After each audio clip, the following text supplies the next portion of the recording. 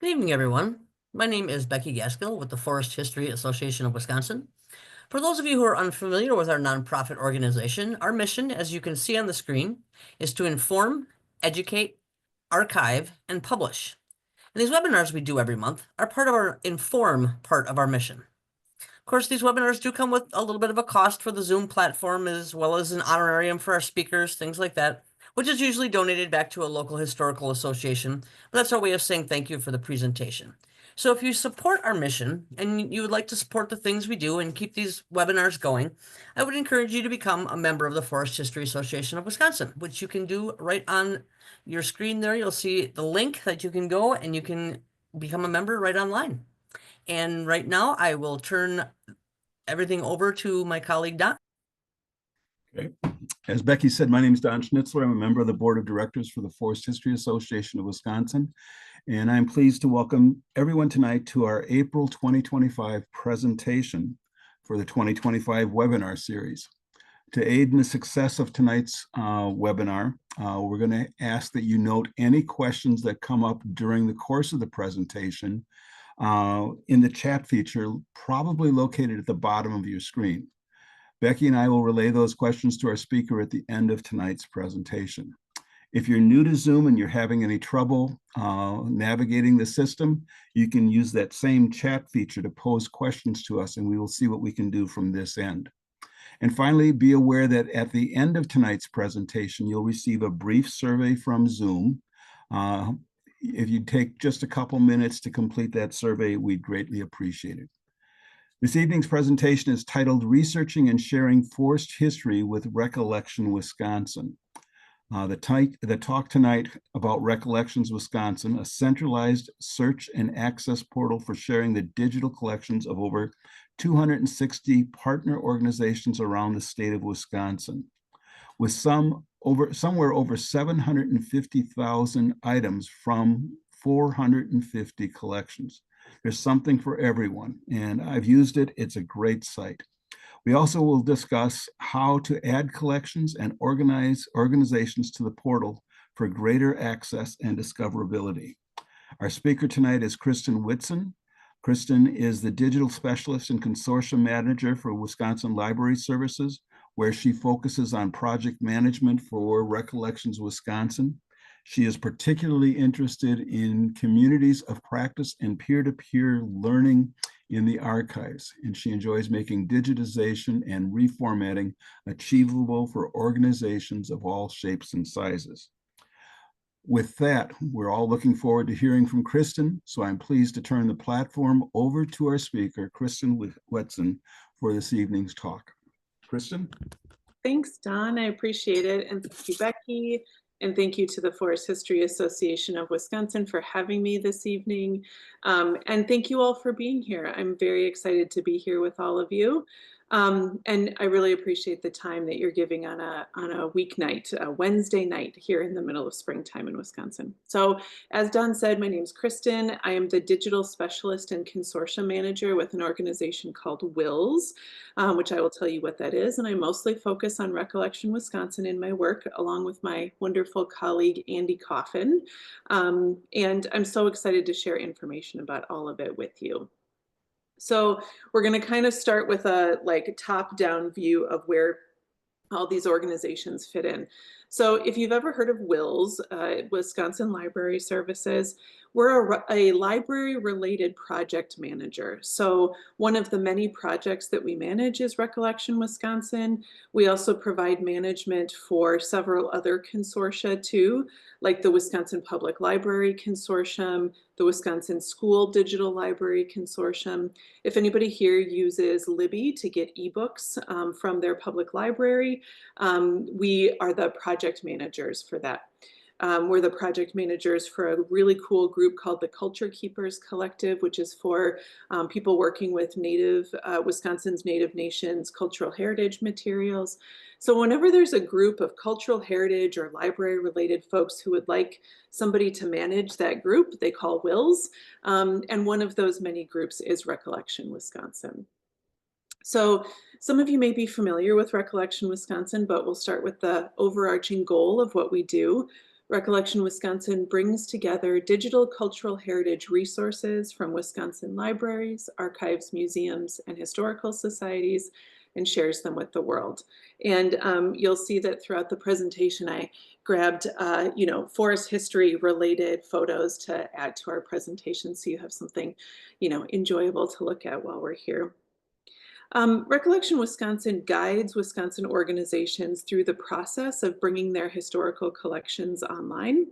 We aggregate those collections and then we share them with the world through the Digital Public Library of America, which I'll explain a little bit about what that means and what the Digital Public Library of America is. Recollection Wisconsin doesn't actually hold those resources. Like I don't have an archive here or a server. What we do is something called harvesting the metadata. I'll explain a little bit about what that means. The important thing to know is that we put all that metadata together in one place. And the reason that that's important is because we don't have the ownership of anybody's photos or manuscripts or digitized materials. That ownership all stays with the organizations that digitize those materials and share them through Recollection Wisconsin. So really, we're just an online discovery portal. In that central search portal, there are, so I overstated a little bit when I said 750,000. I just went back and checked for this presentation. 744,477 metadata records in our central search portal. And that's made up of photos, maps, books, artifacts, oral histories, postcards, letters. And these are used by researchers, students, teachers. We get a lot of teachers and students, genealogists, just anybody who's interested in using these materials. They're all freely available online. The collection is, as Don said, an aggregation of 450 collections, and we have 264 what we call content partners. So those are Wisconsin libraries, archives, historical societies, museums, government agencies, anybody who's contributing those materials to Recollection Wisconsin. And most of those resources, the vast majority of them, are state and local history resources. But because we have some content partners like UW-Madison and UW-Milwaukee that have very large international collections, there are also materials from across the country and around the world in Recollection Wisconsin. So you may be wondering to yourself, who is in charge of this Recollection Wisconsin consortium? And the answer to that is that these 6 governing partners come together to provide financial policy guidance, a lot of expertise. We work with the archivists from each of these organizations: Marquette University, UW-Madison, the Wisconsin Historical Society, the Milwaukee Public Library, UW-Milwaukee, and the Wisconsin Department of Public Instruction. And then WiLS is the project manager for those. So this makes up our governing board. We also have a steering committee made up of about 20 different practitioners from around the state, one of whom for many years was Joe Hermelin. So I know that lots of you here know Joe or knew Joe. And I'll talk about him and his contributions in just a little bit. We often get questions as we're talking about all the great resources that Recollection Wisconsin has to offer, especially now when the funding landscape for the humanities is changing quite a bit. So we get questions about how Recollection Wisconsin is funded. So I wanted to address this question up front. For many years, about 8 years, the first 8 years, Wisconsin Library Services and private foundations funded some of the real early development of what was then called Wisconsin Heritage Online, or WHO, which I feel like they really missed an opportunity to make an owl their mascot at the time. But so for the first 8 years, it was mostly private foundation money. And then for the next 10 years, the Department of Public Instruction used LSTA money, which is Institute of Museum and Library Services money, to fund continued development of this resource. And then in 2023, we were written into the state budget, which is fantastic, especially now when what looks like the federal funding landscape is changing a little bit. So we were written into the biennial state budget in 2023 as our own line item as Recollection Wisconsin. And from what we understand, once you're in the state budget, it's pretty easy to stay in the state budget. We don't cost very much, and so we are pretty sure, we're well assured that the funding is just going to be renewed through the next state budget, and keeping our funding flat for the next 2 years. So we're hoping that that just takes place every 2 years for, in perpetuity until which point we need to ask for more funding. But we're in good shape for right now. So part of the reason I tell you all that is because Recollection Wisconsin has no intention of going anywhere. This is actually a relatively new stability for us. Some of those years of funding, it was a little bit touch and go every year there for quite a few years. But we are now in a position to say that we fully intend to stay here, offer these resources on an ongoing basis. So you can enjoy the rest of the presentation knowing that these are not precariously funded resources. So Recollection Wisconsin is the Digital Public Library of America service hub in our state, which means that it serves as the pathway or the pipeline for Wisconsin libraries, archives, and museums to contribute their unique collections to DPLA. So all of this content comes into DPLA through Recollection Wisconsin. There are hubs like Recollection Wisconsin in most of the other states throughout the country. There's a few states that combine efforts to, like the Dakotas have one hub, and there's some Mountain West states that have one hub. But most of the states in the country have a DPLA hub. So we all feed this same information up into the Digital Public Library of America. DPLA aims to amplify the value of libraries and cultural organizations as Americans' most trusted sources of shared knowledge. And DPLA does this by collaborating with a national network of partners to make millions of materials from libraries, archives, museums, and other cultural institutions across the country available to everyone in a free-to-use one-stop discovery experience. Through the DPLA portal website, which I'm going to give you a little demonstration of what this looks like in just a second here. There are more than 44 million photos, maps, manuscripts, just all recordings and other resources from more than 4,000 libraries, archives, museums, and other contributors across the country. And those 44 million items include materials from major repositories like the Smithsonian and the National Archives, right alongside smaller localized collections like the Landglade County Historical Society. So all of this serves our content partners by giving their unique historical materials a broader audience and another discovery pathway. So now I want to demonstrate a little bit about what it looks like to search in Recollection Wisconsin, and then how that same search looks in the Digital Public Library of America. So bear with me for just a moment. I'm sure, can everybody still see my screen as we're looking at? I'm sure you can. None of you have your cameras on, so I can't see you nodding. Somebody just stop me if you can't see. So here's the search demonstration I'd like to show you. So this is the Recollection Wisconsin search site. And actually, I'll just go back to straight up Recollection Wisconsin. This is what the front page of Recollection Wisconsin looks like. Yes, the amount of materials available is really something, Mary, I agree. So this is the Recollection Wisconsin website, and there's a lot of ways to explore what's available here.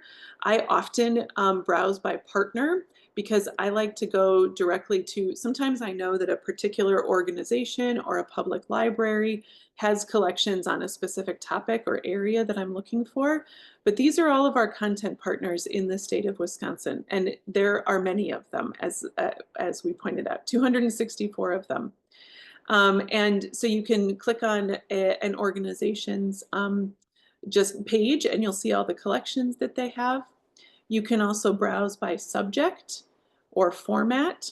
Sorry, this is being a little bit goofy. You can browse by subject, format, meaning like if you want to see all the audio recordings, you want to see yearbooks, you want to see postcards, you can browse by format, you can browse by subject.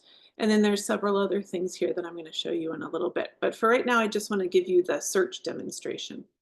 So let's say I want to search for logging camp, which is relevant to this particular audience. You're going to see here that we come up with 173 results for logging camp. And many of those come from the Langley County Historical Society. There's also some from the Macmillan Memorial Library in Wisconsin Rapids, the University of Wisconsin Digital Collections, lots of different organizations and images to be able to take a look at. If you look over here on the left-hand side, you'll see a few ways that you can filter your search if you'd like. So if you're going to be using these images in some kind of publication or a presentation, or you're curious about what their rights status is, meaning, how can you use it? There's a whole box right here where you can filter by permissions, or if some say don't use this, or if the rights status is unspecified. You can filter by type. So if you want to look at an image, if you want to listen to sound, if you want to just read a manuscript, those options are here. There's a filtering by subject.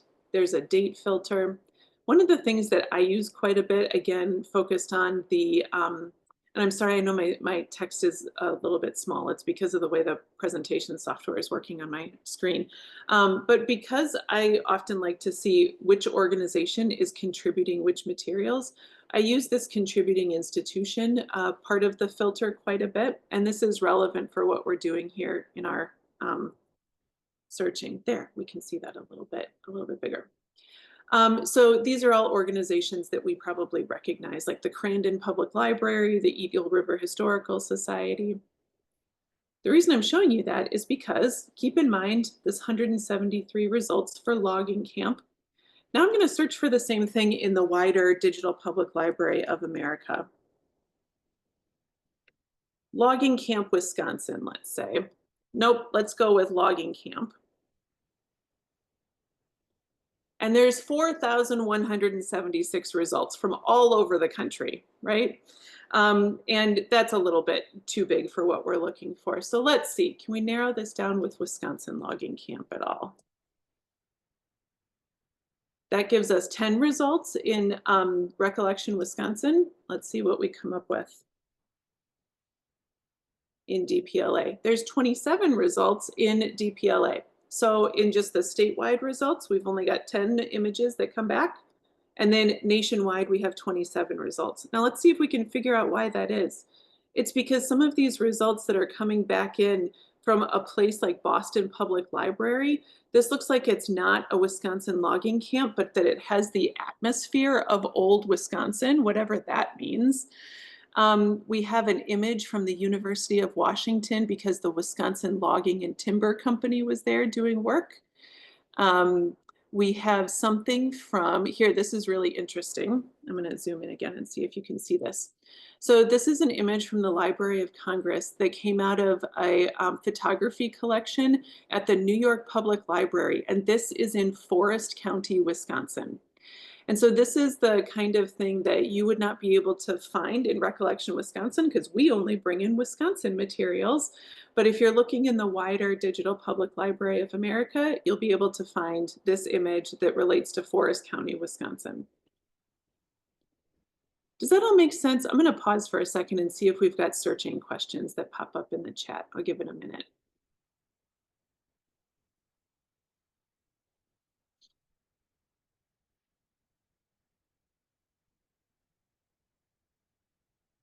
While you're thinking about it, I also want to show you that when I was doing this practice search yesterday, I came across a logging camp set of songs that are recorded and set at the, I haven't been able to find them again, but they're saved at the American Folklife collection, I want to say.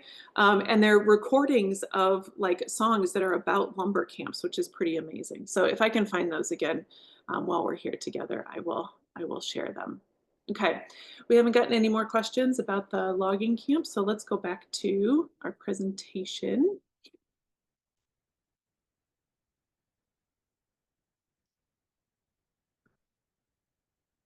Thanks for your patience while I move my windows around.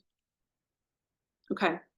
So a couple more things that I just wanted to mention. If you're doing some researching about forest history in general, there's, use the search terms that you might be able to think of: logging, lumber camp, forest. You all have much more expertise in this than I do. If there are specific types of equipment, specific camps, time periods, I highly encourage you to search for those in Recollection Wisconsin and in DPLA. And just see what you come up with. I bet there's going to be some undiscovered treasures in there for you. Several years ago, 11 years ago now, my predecessor put together a whole exhibit on lumber camp life. This is from back in 2024. And so there have been materials added to the collection since that. Did I say 2024? 2014. There have been materials added to the collection since then, but this is a really good place to start. Plus, there's a nice narrative here. And if I remember correctly, my predecessor, Emily, worked with Joe Hermelin to put this together. So feel free to give that a good browse. Several of the links here will also direct you to collections that have, lumber camp and logging life available for your review. Let's see, what else do I want to show you? There's a Travels in Time series that will take you to a whole bunch of different main streets. So this is not specifically forest history related, but I wanted to show it to you because it's often very interesting for folks who are interested in small town Wisconsin.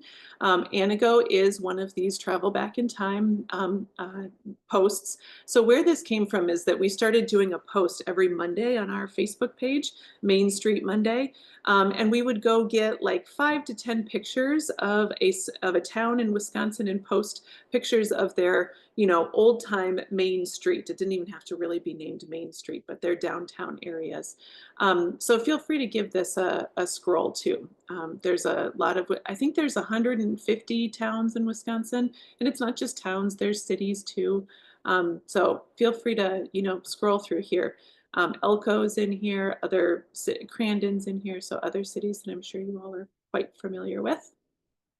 And then the last thing I just want to demonstrate for you is that there is a page in Recollection Wisconsin that will give you a bunch of different search tips. Now, if you're interested in history because you're here, you probably know most of these things already about how to search in a database, but this will give you a little bit of a tip, a set of tips. If you're not finding everything that you're looking for, here's a couple of things to keep in mind. What's in Recollection Wisconsin is only what organizations like historical societies and museums have digitized and sent to Recollection Wisconsin. They may have things that are digitized that are not online, and the vast majority of what organizations have is not digitized and online. So if you're not finding something that you're looking for, contact us and we can help put you in touch with, some organizations that might be able to help you. Or we can at least point you in the right direction. If you're still not finding something that you're looking for and you're like, I really wish there was more of this particular subject in Recollection Wisconsin, let us know that too. It helps us when we're trying to figure out how to, like what our priorities are for digitization. All right, let me see if I can figure out the full screen of this again. Here we go.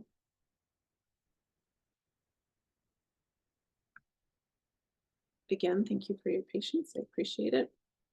The switching back and forth so that I can show you things is important. We're about to do it again because I have other links I want to show you. So many of you here probably knew and fondly remember Joe Hermelin, who is very involved with the Forest History Association of Wisconsin and the Langley County Historical Society. Joe was a dear, dear friend of Recollection Wisconsin and mine too. I started this job in October 2020. So we were, kind of just still getting our feet under us in terms of virtual events and figuring all of that out. Joe was part of an advisory committee to help us form like a community of practice around small organizations that wanted to digitize materials. And he was always sending me great podcast and book recommendations and articles that he was finding. And so Recollection Wisconsin has benefited from Joe's expertise and enthusiasm for a lot of years. One of the links on these slides, which we're going to share with you afterwards, goes to an interview that Joe did with Recollection Wisconsin, in which he talks about where his love for history came from, what he loves about the Northwoods of Wisconsin. It's a really great interview, so I'd highly recommend giving that a read. It's from 2021. The Langley County Historical Society that Joe was involved in has 11 collections in Recollection, Wisconsin. So go take a look at those. Again, this link goes straight to the Langley County Historical Society page in Recollection, Wisconsin. One of those is the A.J. Kingsbury Picture Postcards of Northern Wisconsin collection, which I don't know a ton about, but from what I understand, Joe was about to give a talk on this particular collection before he passed away. So once I stop talking, Don and others, if you want to add in what you know about those, about that collection, I think we would love to hear that. So I'll click on that link in just a second. But one of the things I really wanted to show you all is something else that may be adjacent to your interests, is the Listening to War collection. So this is an oral history collection of anybody in Wisconsin who was either a veteran, a family member of a veteran. We also have oral histories with refugees who came to Wisconsin, so Hmong refugees, Cuban refugees who came to Wisconsin. So I wanted to show you what this looks like because it's a really fantastic collection of oral history recordings. And there are 463 of them in this collection. And this was several years ago, like 2019 and 2020, Recollection Wisconsin had a grant from the National Endowment for the Humanities to go around the whole state of Wisconsin and find historical societies that had these recordings on like tape or CD sometimes and digitize them and get them all together in one central place. And so Recollection Wisconsin is the place for that. And I highly recommend that if you're interested, you should take a look at this collection too. Since we're here, let me show you the A.J. Kingsbury picture photographs. So this is going to be relevant in a second when I start talking to you about how you get materials online. This is what it looks like when you put a collection online. This is the Langley County Historical Society A.J. Kingsbury Picture Photographs Collection. So any one of these you would be welcome to click on and read all the metadata about it. You can see this collection has 144 items in it. Any idea of the number of visits to the Recollection Wisconsin page each year? Yes, and it's a longer answer than just like a particular number. So I don't know the number off the top of my head of who comes to like the Recollection Wisconsin homepage. What we do is we run, they're called analytics, Google Analytics, on each of the collections and each of the content partners. So for Langley County Historical Society, for instance, we just sent out a report for them of how many hits they had on their collections and in which collections. So it was broken down by all 11 collections. And I don't know those numbers off the top of my head. I would be happy to find them and share them with you all afterwards. Is that kind of, it's a non-answer answer to your question, Don, but it's a good question. All right, let's see, where are we going here? So I want to move over into how does this material actually get put online with Recollection Wisconsin? This is a process that is available to any organization in the state of Wisconsin, and we define organization pretty loosely, I have to tell you. The only folks that we don't take digitized materials from really are just individuals, because we're going to direct individuals to their local historical society, genealogical society, or community group. But we have materials here from the Wisconsin Cranberry Company. We have materials from the Lodi Women's Club. They put together a digital exhibit of quilts that they had made, and there are recordings of the women talking about the quilts that they had put together. Those are in Recollection Wisconsin. So any organization is really welcome to participate in Recollection Wisconsin and put materials in. And that happens in a couple of different ways. I will point out that all of those ways are at no cost to the content partners, the organizations, because the state of Wisconsin funds us. So previously, if you're familiar with Recollection Wisconsin in the past at all, you may know that previously we had some minimal fees, like $100 to $200 a year for each organization. Once we got that state funding, we said, you know, the taxpayers of Wisconsin are already paying for this service. There's no need to charge that to any organization. So that this is all at no cost.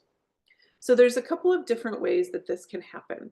An organization digitizes their materials, and if they have a digital asset management system or a content system of their own that we can harvest from, we just go in and take their metadata or make a copy of it more accurately every quarter, so that those materials then show up in Recollection Wisconsin. And we do it every quarter so that if there are any changes in an organization's collections, those changes are reflected every time we do an updated harvest. If an organization does not have their own content management system, and Langley County Historical Society is a really good example of this, we have an option for them. The Milwaukee Public Library partners with us to offer a system called Content DM, which is a very nice, robust content management system. It's pretty easy to use. It's also pretty expensive, like prohibitively expensive for small organizations. So Recollection Wisconsin and Milwaukee Public Library partner to provide that. We cover the cost of it so that organizations don't need to.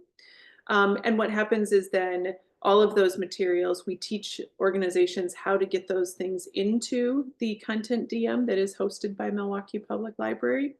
And then that's where the harvest takes place from every quarter, comes into Recollection Wisconsin. And then all of those materials are fed up into the Digital Public Library of America. I know that's a lot. It's a lot of information. So please feel free to pop questions in the chat and I would be happy to answer them if you have them.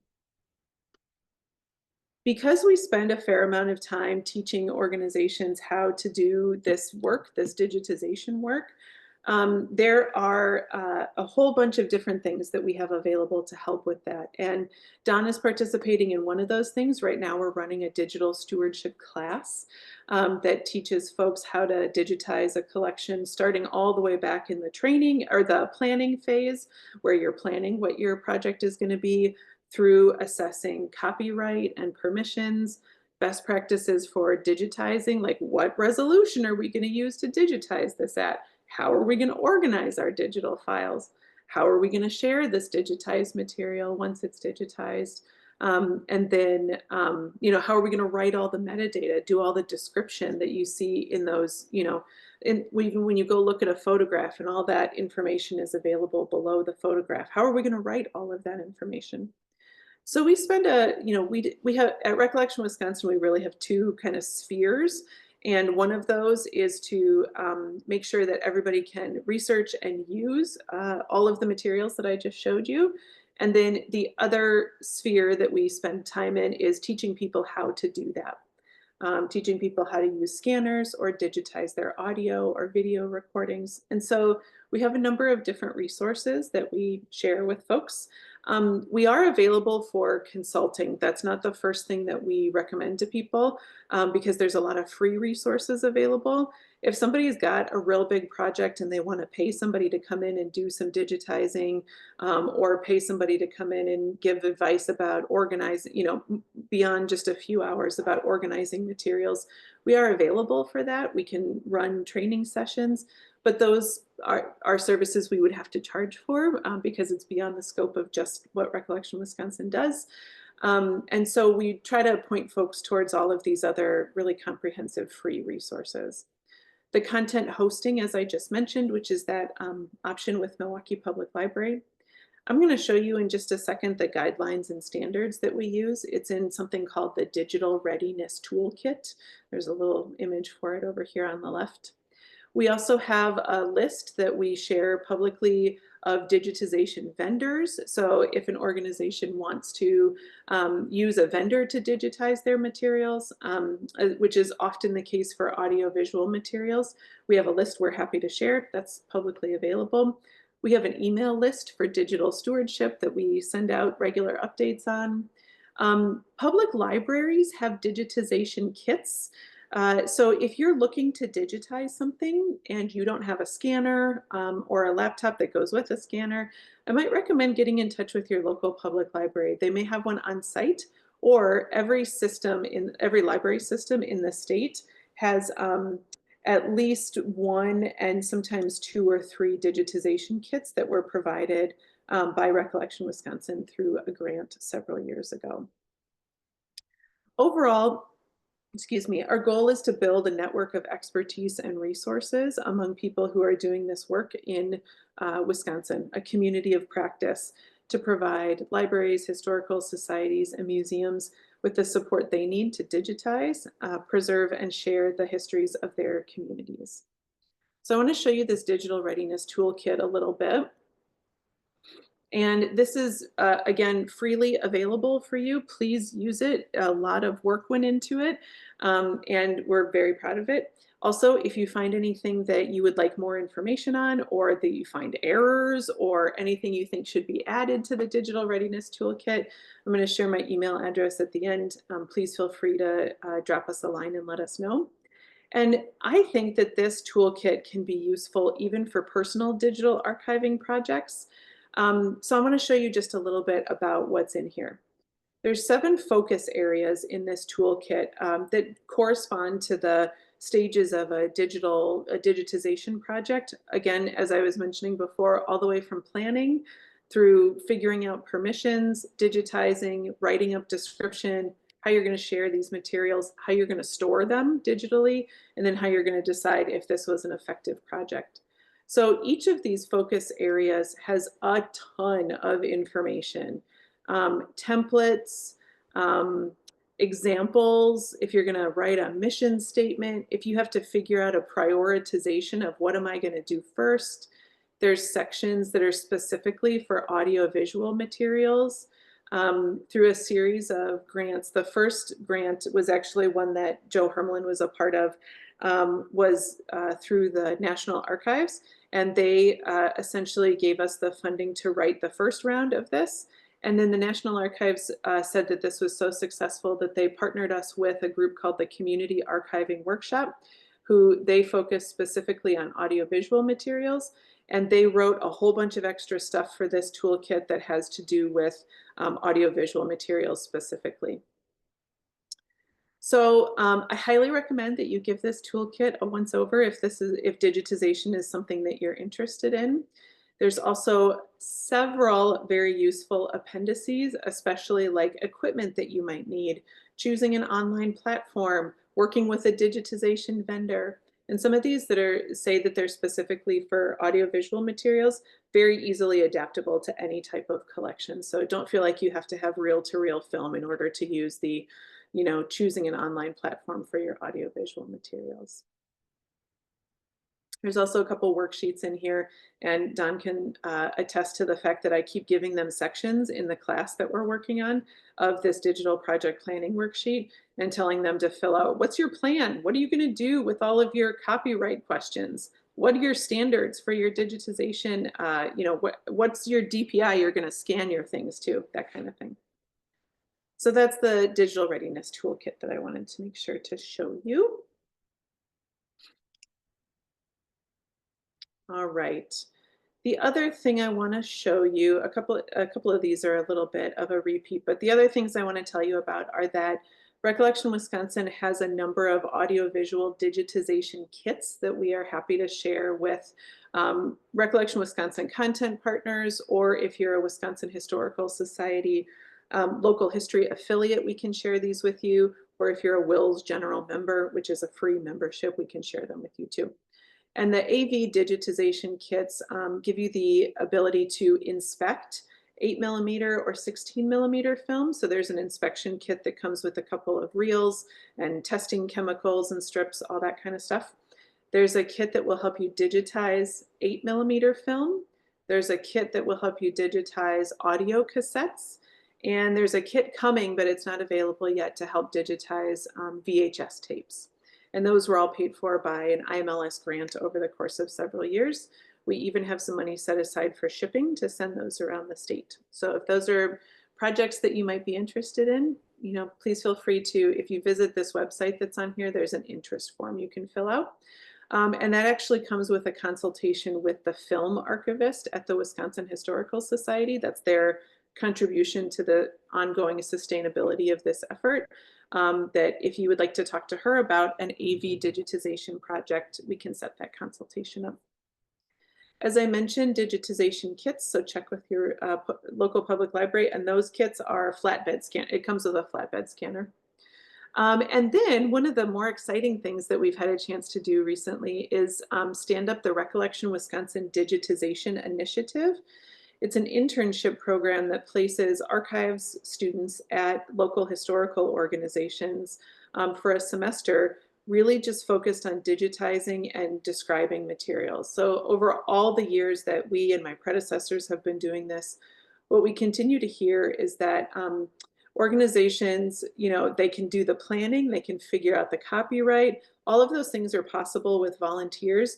Where it really hits a bottleneck is in the just sitting down and scanning and writing the metadata. That really, not for every organization, but for some organizations, that's really where the bottleneck hits.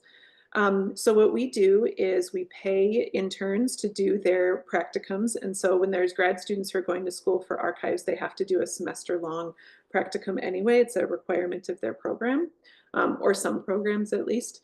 And we pay them to, learn a lot about an organization, do a semester's worth of scanning and describing, and then getting those materials loaded into Recollection Wisconsin.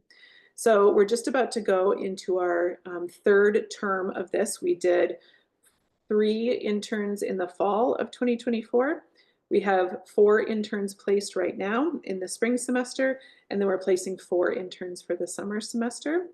We're taking a planned hiatus for the fall of 2025, just to sort of regroup after our first year, do any reimagining that we might need to do, kind of catch our breath a little bit, make any changes that we think we need to make. But we are taking applications for the spring 2026 semester, and that's available at the link that's here on this slide. And so if you're part of an organization that would be interested in hosting an intern, please fill out the application anytime. You don't have to wait till the spring. We have a project coordinator who will keep track of applications, spend some time talking to organizations about what they need and making sure that we can set up a good fit. Any organization that is ready to have an intern, like they have a collection that's ready to digitize, we generally are able to place an intern with them eventually, even if it's not right away in the semester that they have applied for. All right. I think you've just listened to me talk for a whole 45 minutes. Let's open it up for questions, comments, thoughts, concerns. Cost to the Partner Historical Society. Do you mean for the digitization internship program? No cost. How's that for a nice answer? I have a question for you, Kristen. Please. So much information here. It's just an awesome presentation. If there's an organization out there that's not really sure what to do or where to start, as far, they have like a bulk of history sitting there waiting for something. What's the best place to start? Where should they go, I guess? That's a really good question. It depends on what they're looking to do with that starting, whatever that means. If they want to organize it first, then that's a different set of considerations than we want to digitize this and get it online. So I guess my first question would be, what are you looking to do? What's the why? What's the goal of what you're looking to do? Sure. Is that kind of what you were like? Do you have more thoughts about if somebody's got a bulk of history and then what? That they feel like it should be digitized, because I know there's a couple organizations out there that are like, I have our whole history, Yeah. but it's all in paper, or that kind of stuff, and just hard to get that out to people that are looking for that information. I think they should call me. I mean, I know. I think they should go to Recollection Wisconsin and start with the Digital Readiness Toolkit project planning worksheet if they're looking to do digitization. Nothing about that project planning worksheet is like overwhelming or intimidating. It's all written to be totally accessible for folks who have never done any digitization before, because we wanted it to be as free of jargon as possible. We kept looking around and finding that there were like universities who had guidelines that you had to have a master's degree in archives or more to understand, and that's not going to get anybody into the digitization game. So that project planning worksheet really starts with like, what are your goals for digitizing?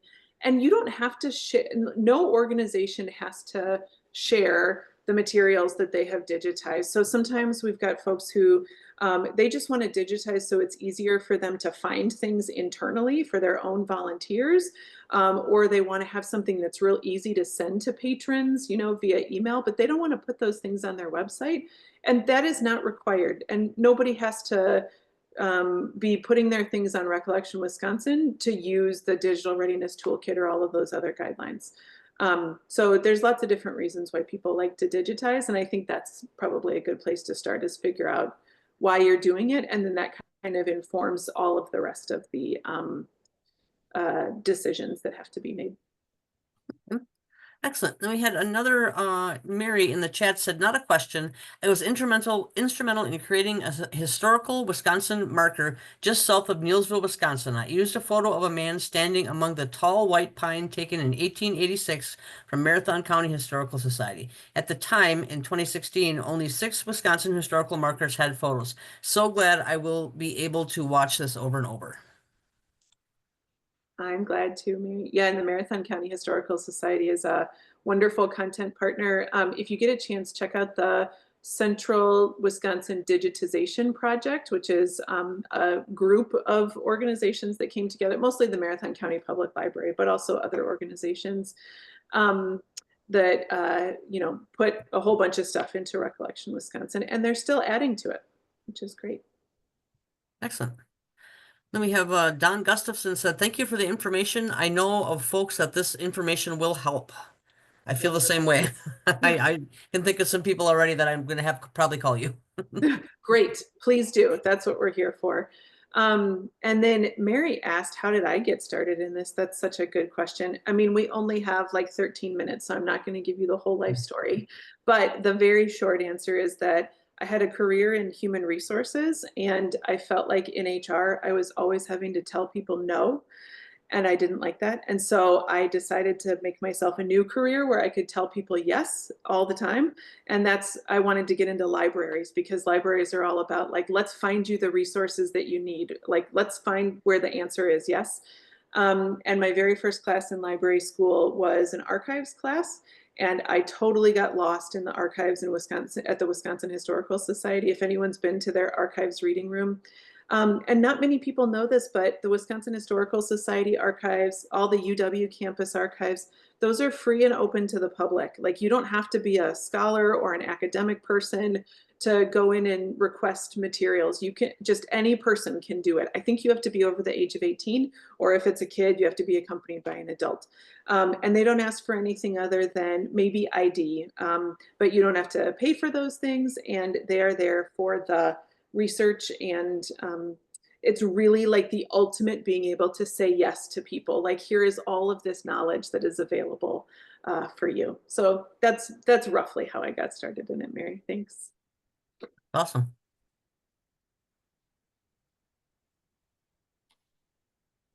Just one more question from me. I was sitting here listening tonight and talking about the partners that are associated with Recollections Wisconsin. And I was wondering, if you asked each of the partners to explain the benefits, what would be the top couple of benefits that they perceive being a member of Recollections Wisconsin is or are? Thank you. That's a great question. I didn't even feed him that question. That's a really good question, but let me tell you the answer. So there's a couple of them. There are a lot, I will tell you, there are content partners who probably have no idea that they're content partners just because of turnover over time. So maybe somebody joined Recollection Wisconsin, 15 years ago or something like that.